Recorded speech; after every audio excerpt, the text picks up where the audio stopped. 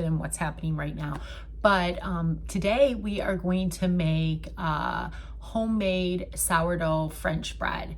And I'm gonna use this French bread in a recipe, so half of it, and then we'll use the other half for like grilled cheeses or French toast or just bread to have throughout the week. So the first thing is first, if you are new to sourdough, I have tons of resources over on the blog, so I'll link that below. How to get started with it, some discard recipes, some beginner friendly recipes. The biggest thing that I think I've learned with sourdough, and I guess I'm going on my 4th year here, is time. You do need time. So it is evening here right now.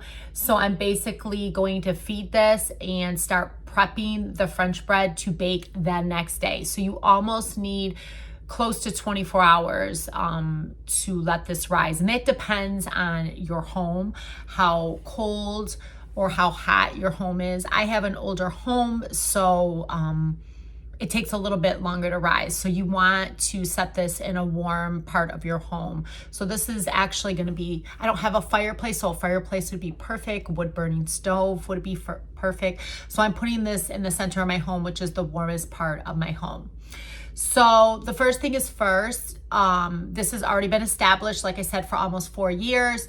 If you are getting started with it, there's a process that you need to do within 7 to 10 days, and all of that will be linked below for you to go and follow along. There's also a video too as well that I'll link here in the cards. But we need a good quality flour. And I found a really good, I don't have a flour mill. I don't grind all my wheat berries. So I have found a really good flour that I am loving. So let me share that with you. Okay, so the flour that I'm using is this all-purpose flour. I actually find this to be just as great as a bread flour, so I don't need to buy an all-purpose and a bread flour. So I found this flour at Kirkland's, Costco, to be a good quality flour. It comes in a 2-pack, that's why there's this plastic film, and I've already opened up the first pack. But this is great that I find to do pretty much all of my baking.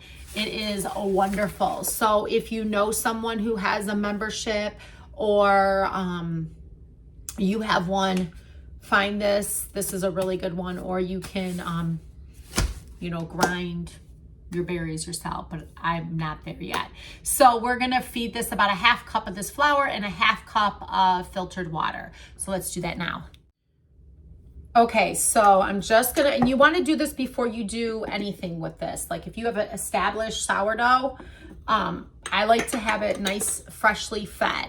So that's what we're doing here. I actually have to go pick up my daughter, and then I'll come back and I'll start the dough process. So this is a 1-to-1 ratio. However, sometimes depending on the time of year, I can get away with a little more or a little less than water. So I eyeball it. So basically I take a spatula, try not to use anything metal. A wood spatula would be perfect, or just a silicone one that I'm using here today. And give this a good mix. And I have like probably about maybe a couple tablespoons of water still left. So I leave that in there and kind of eyeball it. And to be honest with you, we have a lot of humidity in the air right now, so it doesn't need any more water. So I actually am going a little less than that 1-to-1 ratio. You want this like a pancake batter, or I guess like a cake batter too would be another option if you are a baker. But I'll show you here in a minute the consistency. So here we go. It's kind of running off the spatula. It's not super runny. It's not thick like a paste, and it's not thin, but it's kind of in the middle. And the reason I'm feeding this now is because I want this active. I want to, if it was sleeping, I want to liven it up. So I'm going to seal this and put it in the warm place. And like I said, I'm picking up my daughter, so this will be a couple hours from now before we start the dough process. So this is the start of the 24 hours. Okay, so once your sourdough starter has been freshly fed, it is time to make your French bread. So in a large mixing bowl, I'm going to combine 1 cup of freshly fed sourdough starter along with 1 cup of water. I like to use room temperature water, but as long as it's filtered, that is perfect. Once I do that, I'm going to give it all a good mix to combine it all and get it all starting to activate. And then at that point, I'm going to add 3 cups of all-purpose flour or bread flour. Like I said, I like this brand from Kirkland, but if you don't have availability or access to Kirkland, a good quality organic bread flour is perfect. But you need 3 cups of that. And once you put the 3 cups in, you're going to give it all a mix, and you're going to see here in a little bit, the best way for me to do this is to get my hands a little wet and get right into the dough to mix it. You can also, on your stand-up mixer with the dough hook, you can do this as well. I just a lot of times choose not to, just because I'm already starting with the bowl and mixing, and it doesn't take that long.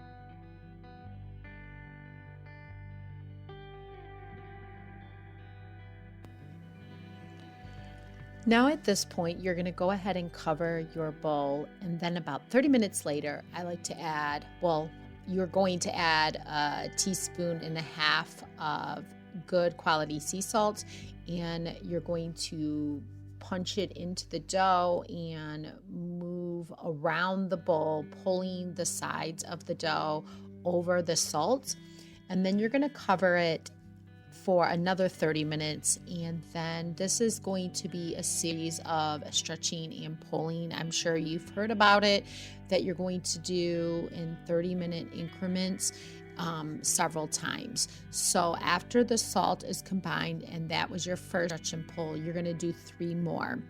And then after that, you're going to cover it again, and you are going to let it do its bulk fermentation overnight.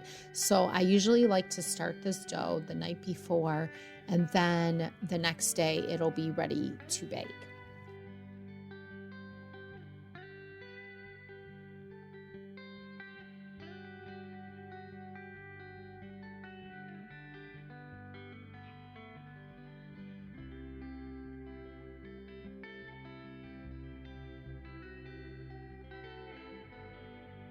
Okay, so it is the next day, and with that being said, this can take anywhere from 8 to 12 hours depending on the temperature in your home.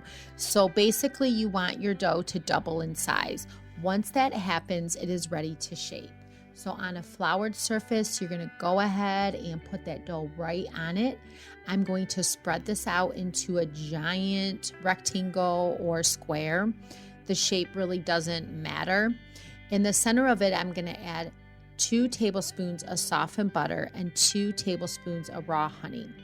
I'm going to go ahead and roll this up and roll it up again, pushing and pulling the dough to create tension. So away from me and then towards me. I'm going to do this a couple of times before I finally shape it into a long rectangular loaf. Now I'm going to place this in an oval platter, because I find that it holds its shape a little bit better, but there are little different tools out there that can help you with this. But if you have a long oval shaped platter, that's perfect. If not, you can just use any type of platter. Now I'm going to line it with parchment paper, because that's going to be an easy way for me to transfer it to my baking dish. And I'm going to cover it with saran wrap to prevent it from drying out. Then I'm going to place it in the fridge up to 24 hours so it can do its final fermentation before I score it and bake it in the oven.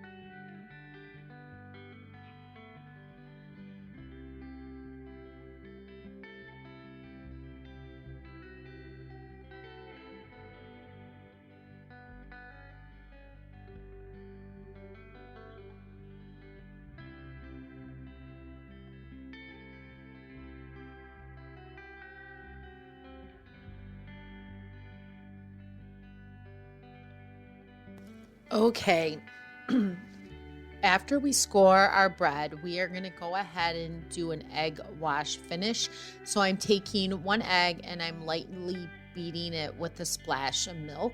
That's about a teaspoon. I just want enough so everything is combined. And I'm going to brush this right onto my French bread loaf when I make my slashes, my diagonal slashes in the bread. This is to help release any steam that builds up inside the bread. And I'm going to transport this to a jelly roll, and I'm going to preheat my oven to 500 degrees.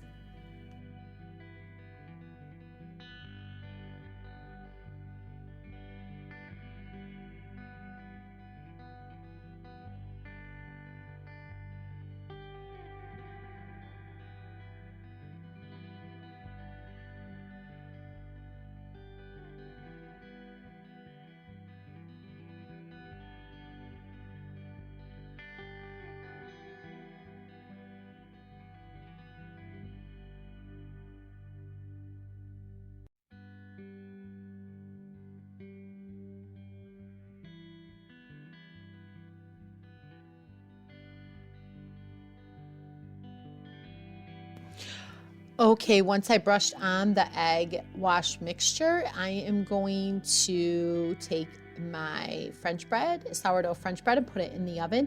I'm going to reduce the heat to 450 degrees, and then I'm going to add ice cubes to the bottom of the tray and the bottom of the oven just to give it that crusty look on the outside of the bread. It just does magic. So I place about 8 to 10 ice cubes all over in the oven.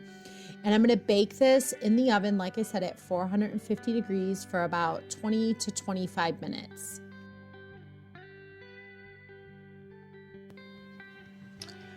Okay, once your French bread is cool, you're going to go ahead and slice it. You can slice this and serve it with butter. You can serve it in a French onion soup. You can serve it as a sandwich bread. I do that a lot. I make grilled cheeses with it, peanut butter and jelly, you name it. It is delicious, very, very light, very scrumptious. This usually keeps about 3 days, 3 to 4 days, if you keep it in an airtight container or packaging, and it's wonderful. It's great as toast as well if you want to toast it and add jam to it. So if you love sourdough recipes, if you love recipes that are healthy, nutritious, and delicious on a budget,